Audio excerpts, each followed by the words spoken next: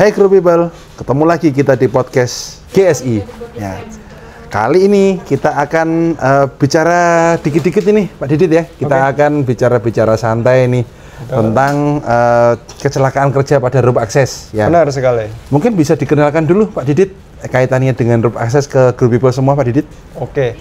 Jadi berdasarkan Permenaker nomor 9 tahun 2016 tentang K3 di ketinggian ya, Pak Rino. Di situ kita banyak sekali jenis-jenis personil yang dinyatakan untuk kompeten atau tidaknya seperti itu. Nah, rope access sendiri itu adalah salah satu pekerjaan kita menggunakan akses ketinggian, pekerjaan ketinggian menggunakan akses tali, seperti itu.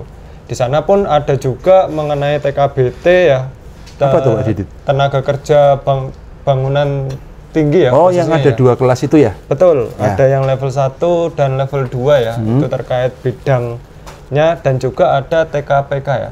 TKPK? TKPK. Ya. Tenaga kerja? Pada ketinggian. Pada ketinggian ya? Betul, itu ada 3 level, level 1, level 2, dan level 3. Nah, salah satu rope access itu kita belajarnya di TKPK-nya, seperti itu Pak Rino. Oke, jadi yang dikatakan ketinggian itu sebenarnya berapa ini sih Pak Didit? Ketinggiannya berapa meter atau berapa lantai gitu bisa dikatakan dia pekerjaan ke ketinggian gitu ya Pak Didit ya? Oke, kalau berdasarkan regulasi banyak sekali yang mengatur ya, bahkan SOP-SOP di perusahaan itu banyak sekali yang mengatur. Namun kalau kita berbicara ketinggian itu adanya beda elevasi Pak. Yang penting beda elevasi? Beda elevasi itu adalah termasuk ketinggian ya. Mau karena 1 meter, 50 cm, ya. 20 cm. 20 cm. Karena kenapa kok perbedaan ketinggian itu juga sudah termasuk bekerja di ketinggian? Karena dia memiliki potensi terjatuh seperti itu. Oh, jadi adanya angka kecelakaan akibat pekerjaan di ketinggian sangat tinggi ya Pak Didit ya? Betul. Ya. Ya. Bahkan kalau kita berbicara kecelakaan di ketinggian itu pilihannya hanya 2 Pak Rino. Kalau nggak dia meninggal, pasti dia adanya patah tulang.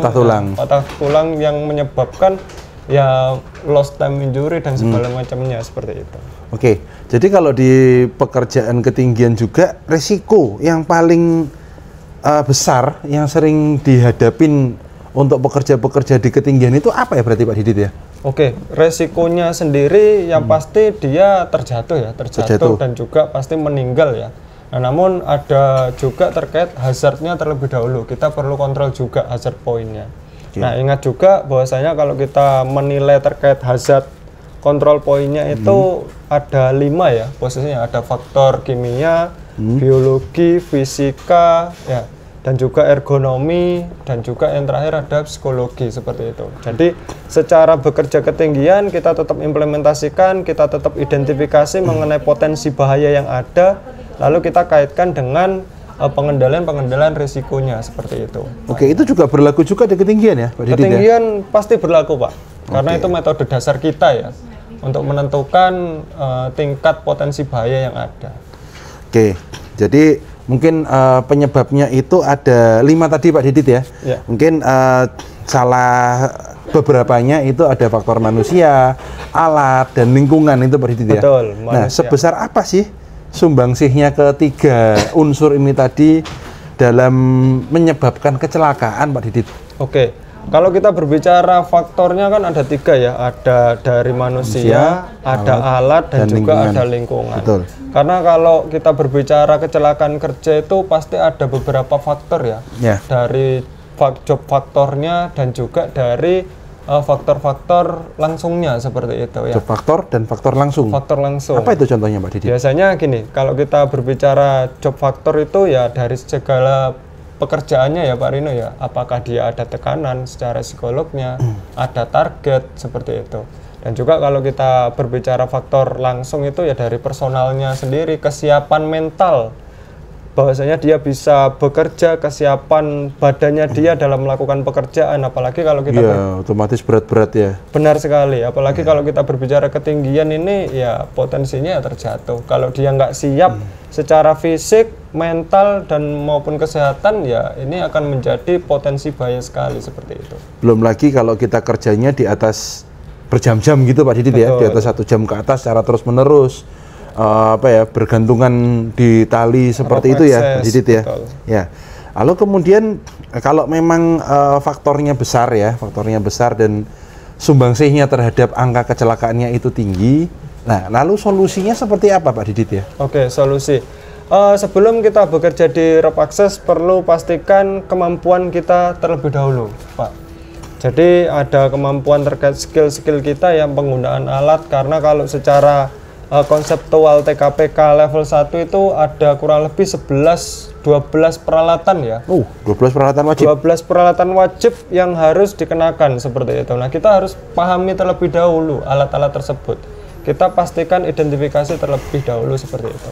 Nah, selanjutnya setelah kita bisa mengenali peralatan-peralatan tersebut, kita bisa mengendalikan secara fungsinya. Jangan lupa kita juga inspeksi terkait line-nya ataupun talinya. Inspeksi, dicek sebelum dipakai. Benar sekali, karena ya itu namanya akses kita ya Pak Rino ya. Akses satu-satunya kalau misalkan aksesnya putus ya hanya ada left line-nya penyumbang, namun kan akses utamanya kan tetap ada di tali. Ya, nyawa pekerja tadi hanya digantungkan pada satu tali itu aja ya. Betul ya, walaupun ada tali yang kedua untuk left line-nya seperti itu, namun kita tumpuannya ada tetap di tali kerjanya seperti itu. Oke, tadi sudah dibahas juga ya Pak Didit ya mengenai perawatan ya dan pemeliharaan dari peralatannya ya. Benar. Ya. Lalu otomatis kan berarti harus disiapkan untuk keadaan-keadaan yang tidak kita inginkan ya Pak Didit ya. Betul. Untuk keadaan tanggap darurat ya. Betul. Seperti itu ya. Ya, jadi gimana sih Pak Didit kalau kita menangani keadaan darurat pada saat tergantung tadi, atau bahasa gampangnya itu evakuasi gitu Pak Didit? Evakuasi. Ya. Oke. Kalau kita belajar di TKPK ya itu kita rescue ada di TKPK level 2, namun sekilas ya pembelajaran materi rescue itu ada di TKPK level 2. Lalu kalau di TKPK level 1-nya? Di TKPK level 1 itu secara teknis. Secara teknisnya. Jadi technician-nya Pak, seperti itu. Namun sekilas di technician pun kita juga diajari mengenai rescue ya.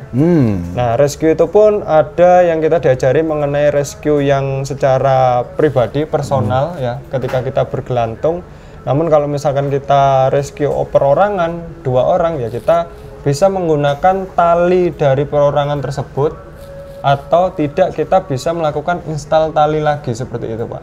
Jadi kita naik atau turun, yang mana nanti beberapa metode teknis ya yang bisa kita terapkan di sana. Dan juga setelah kita naik ketemu dengan personalnya atau korbannya, kita lakukan pemindahan daripada tali korban ke tali kita seperti itu. Tali korban ke tali kita. Betul. Setelah kita perpindahan tali korban ke tali kita, baru kita lakukan penurunan. Jangan lupa ketika kita melakukan penurunan, beban kita kan akan lebih ya. Satu tali awalnya untuk 1 orang digunakan untuk rescue menjadi 2 orang. Jangan lupa install untuk pemasangan fraksi Pak. Fraksi. Jadi ketika kita turun itu benar-benar dipastikan untuk fraksinya.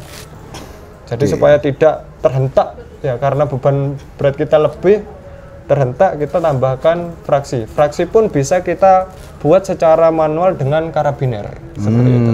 Salah satu toolsnya dengan karabiner. Jadi kembali lagi ke kompetensi orangnya ya Pak Didit ya. Ya, jadi kalau kompetensi orangnya itu harus bahasanya apa ya Pak ya? Yang tersertifikasi dan terlatih gitu ya. Nah, seberapa penting sih Pak Didit kaitannya kesuksesan pekerjaan di ketinggian ini terhadap kemampuan dari personel orangnya? Oke, kalau kita berbicara kesuksesan ya, yang pastinya di sini yang sangat berpengaruh adalah kompetensi dari perorangannya terlebih dahulu. Kita perlu cek juga ini benar-benar kompeten atau tidak. Nah, bahkan ketika kita mau naik level ya Pak ya, kan tadi kita sempat bahas di awal TKPK kan ada 3 level ya, yang mana setelah kita pelatihan di level 1, kita harus menabung jam, 500 jam ya. Jadi kita benar-benar latih dan asah kemampuan kita untuk menuju ke level 2. Begitu pula setelah level 2 ke level 3 ini kita harus menabung 1000 jam seperti itu. Ya. Maksud menabung ini bergelantung ya, Pak Rino ya. Kerja di ketinggian menggunakan rope access. Itu yang pertama. Poin pentingnya yaitu kompetensi personilnya. Lalu setelah kompetensi personilnya, kita juga harus mengidentifikasi daripada peralatan kita. Peralatan ya. Kesiapan peralatan kita, oke atau tidaknya secara inspeksi. Karena kalau misalkan peralatan kita nggak oke, lalu kita gunakan untuk akses tali, rope akses, ya pertaruhannya adalah nyawa kita, dan itu tidak diperkenankan. Ada defect sedikit, ada reject sedikit, wajib tidak digunakan, seperti itu. Selanjutnya juga cara installingnya, Pak. Oh, cara installnya. Install daripada tali temalinya, karena banyak hal yang perlu diperhatikan ya. Yang mana di lingkungan kita, contohnya ada sisi yang sangat tajam, itu harus benar-benar diprotek banget ya. Ya. Diprotek karena bisa menggesek memotong, daripada ya, bisa memotong tali, bisa memotong webbing gitu ya, Pak. Betul. Ya? Nah, itu harus dipertimbangkan. Ya. Jadi 3 faktor ya, dari kompetensi personil, peralatan yang akan kita gunakan, lalu yang ketiga kondisi lingkungan. Itu tadi. Oke, jadi seperti itu Pak Didit ya, sangat penting sekali ya peran dari orang ya. Per orangnya. Oke, jadi kalau saya lihat-lihat ini Pak Didit, ya. Beberapa juga kemarin pernah di sosial media juga saya lihat juga. Ini ada yang digantikan dengan alat otomatis nih Pak Didit. Oke. Ya, digantikan dengan drone. Drone ya? Ya. Oke. Ini apakah juga nanti robotnya itu masuk ke TKPK gitu Pak Didit ya? Oke, pertanyaannya sangat menarik sekali ya. Bahwasanya kalau kita berbicara dimasukkan ke teknologi terbarukan ya, contohnya seperti drone, kita perlu pastikan lagi tujuan kita. Apakah tujuan dari pekerjaan itu tadi adalah kita melakukan eksekusi atau hanya sekedar inspeksi seperti itu, melihat. Kalau hanya sekedar inspeksi bisa kita alihkan ke drone. Namun kalau pekerjaan itu membutuhkan tenaga ahli, tenaga khusus, itu tidak bisa menggunakan drone seperti itu. Oh, begitu ya. Ya. Jadi bukan berarti terus drone-nya itu di sertifikasikan ya Pak Didit ya. Bisa, ya, nanti drone-nya jadi TKPK 4 gitu 4. Pak Didit. Nah, tuh. Tidak bisa. Ya. Lalu yang pasti paling penting itu adalah APD.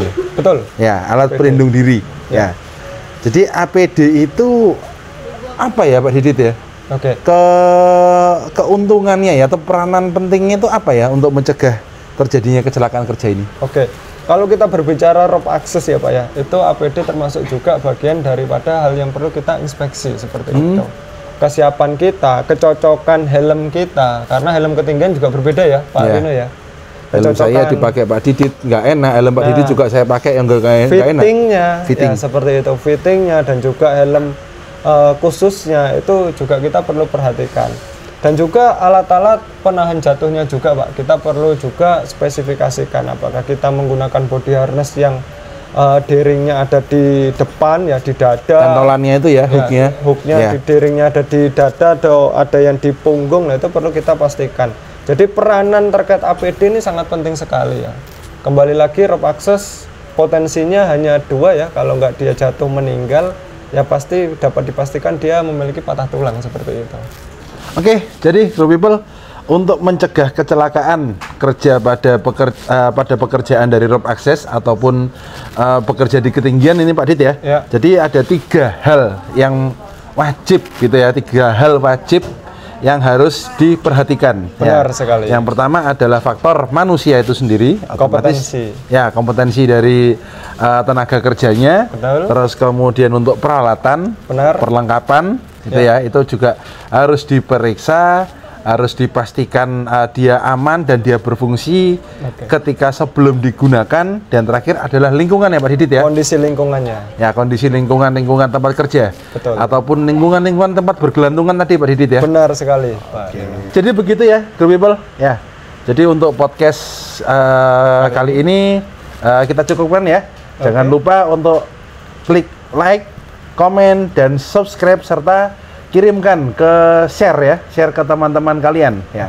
Dan jangan lupa follow media kita yang lainnya ada di bawah sini ya. Betul sekali. Sampai ketemu Grow People di podcast berikutnya ya. Oke. Salam GSI.